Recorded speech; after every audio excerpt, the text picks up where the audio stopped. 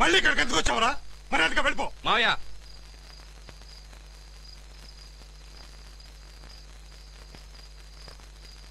బయటికి పోరా, విశ్వాసం లేని కుక్క. మా కీర్తి అలాంటి అమ్మాయి కాదురా. ఏం చేసావురా? తను ఏం చేసి మార్చావురా? అది నీచంగా పోరా. దయచేసి ఇక మీదట నీ మొహం నాకు చూపించకు.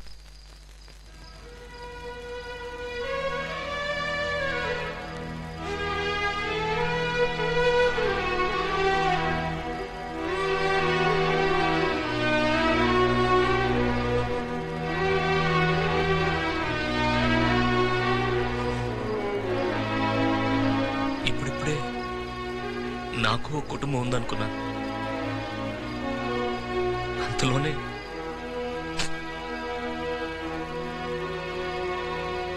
ఎప్పుడైతే మీరు నా మీద చేసుకున్నారో చివరిగా వాసుతో చెప్పి వెళ్ళిపోదాం అనుకున్నాను.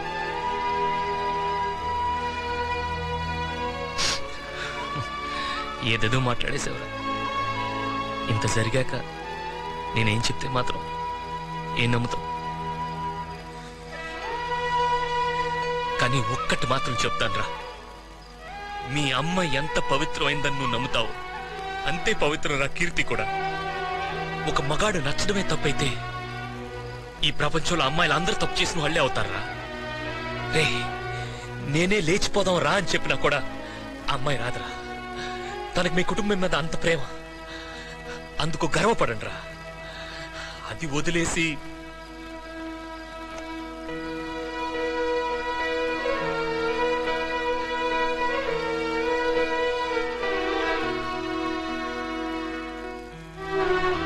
అమ్మా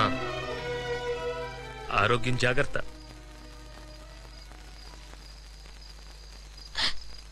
ధ్రువంత ఇంద్రస్యాగ్నిశ్చరాష్ట్రం ధారయతాన్ ధ్రువం సుముహూర్తో అస్తు సుప్రతిష్ఠితమస్తు అయం ముహూర్త సుముహూర్తో అయ్యా, మీ ఇంటికి చుట్టంగా వచ్చాడే గణేష్, మీ కౌలుదారు కత్తితో పొడిస్తే హాస్పిటల్లో చావు బతుకులు వచ్చున్నాడయ్యా. అర్జెంట్ గా టౌన్ తీసుకెళ్ళాలి. మీరు ఎవరైనా వస్తారా? గణేష్ అయ్యా. ఏమయ్యా, నీకు బుద్ధి లేదా? పెళ్లి మండపంలో ఏం చెప్పాలో ఏం చెప్పకూడదో కూడా తెలీదా? పెళ్ళవగానే వస్తారు, మీరు వెళ్ళండి. మీరు కానివ్వండి. టైం లేదండి, మీ కారన్నా ఇవ్వండి, టౌన్ కి తీసుకెళ్ళాలి. మంగయ్య అయ్యా అదేదో చూడు. అలాగే. వాసు, నువ్వు కానివరా, ముహూర్తం దాటిపోతుంది.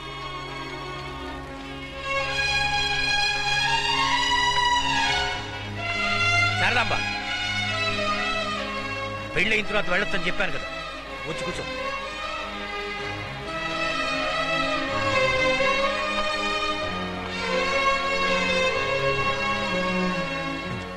రే వాసు, డబ్బులు కావాలరా. సరే నువ్వు తీసుకురా, నేను వెళ్ళి మార్చడానికి బట్టలు తీసుకొస్తాను.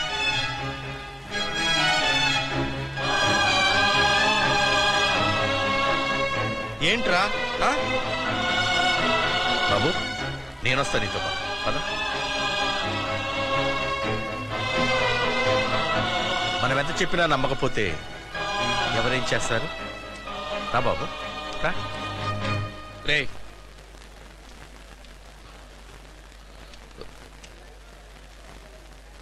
ఆగు, నేను వస్తాను. అల్లు వెళ్ళొద్దు.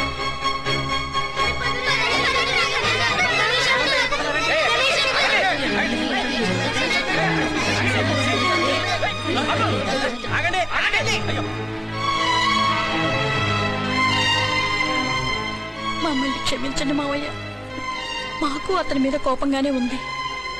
కానీ వాటికి మాత్రం వేరే ఎవరున్నారు? మీరు దేవుళ్ళ లాంటి వారు. మా మీద కోపడకండి, వదలండి. మనసు తట్టుకోలేకపోతాను. నీలాగా చాలు లేకుండా ఉండలేము.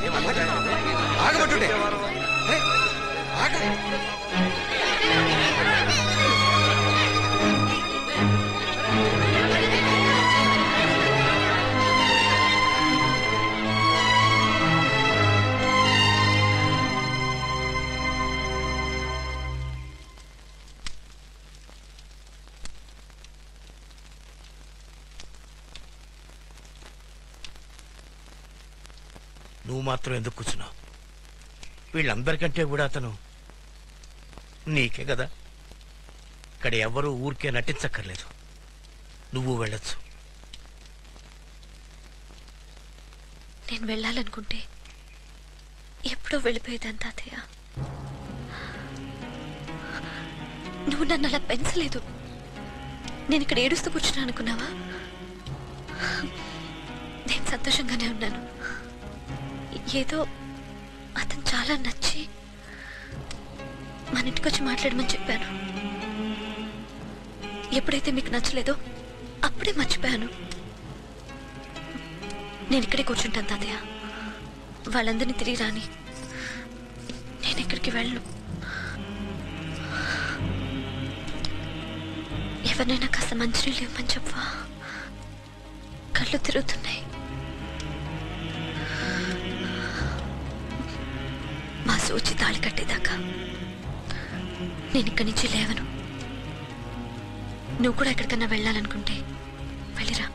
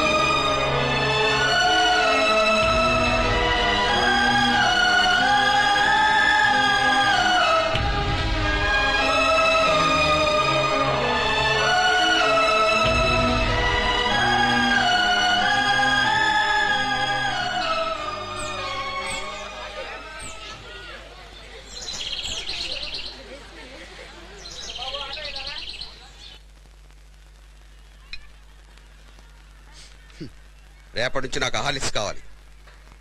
పేపర్ వాడితో వారపత్రికలు ఏమని చెప్పు. ఏంటా చూపు? పిల్లనవలా? చిచి నికృష్టం. బామ్మ భగవంతుడా, కర్మ కర్మ. మనిషి అనేవాడు ఎవడైనా ఇంట్లో ఉంటాడా? కడ్రాయర్లు, గోచిగుడ్డలు, చీకపోయిన మొలతాళ్ళు, అష్టదరిద్రాలన్నీ బాత్రూమ్ లోనే తగలడ్డాయి. దిక్కుమాలిన సంత. ఒక తులసి మొక్క లేదు, ఒక పూజ గది లేదు. అయ్యో నన్ను చంపుకు తింటున్నారే. గణేష్, ఏంట్రా ఎక్సర్సైజ్ చేయడానికి రావట్లే? పొద్దున్న నుంచి నేను చాలా ఎక్సర్సైజ్ చేస్తున్నాను. సరే పోయి ఒక గ్లాస్ ఐస్ వాటర్ పట్రా. రే నువ్వు కూడానా? పెళ్ళనివ్వలా? పప్పో సరుకులు ఇవ్వలేదమ్మను. ఇదిగో చూడు బాబు, సరుకులన్నీ 2 రోజులకే నిండుకున్నాయి. వచ్చేటప్పుడు కొనుక్కురా. అక్క నేను చెప్పి రాసానులే. ఏ జానికి ఏం మర్చిపోలేదు కదా? లేదదినా, అన్ని రాసా. అమ్మా లిస్ట్ కాస్త పెద్దగా పిల్లనిచ్చారు అంతే కదా. వెళ్ళండి, ఓవర్ టైం చేసైనా కొనుక్కొస్తాను. అది చుట్టం చూపుగా వచ్చి మా పిల్లనే కాజేసావు కదా దొంగోడా. దొంగోడా?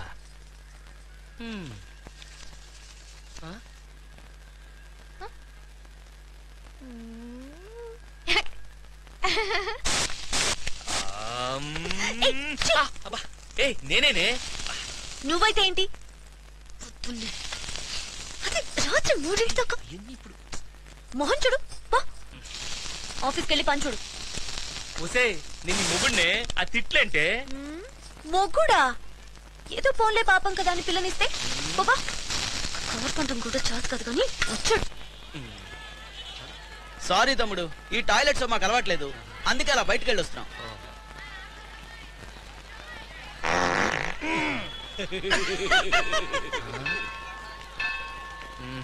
చాలా కష్టం.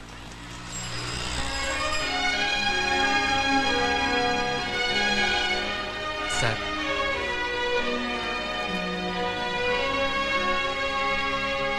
నేను ఆఫీస్కి వెళ్తున్నాను. ఇల్లు చాలా చిన్నది, కొంచెం అడ్జస్ట్ చేసుకోండి. నెల రోజుల్లో పెద్దలు చూస్తాను.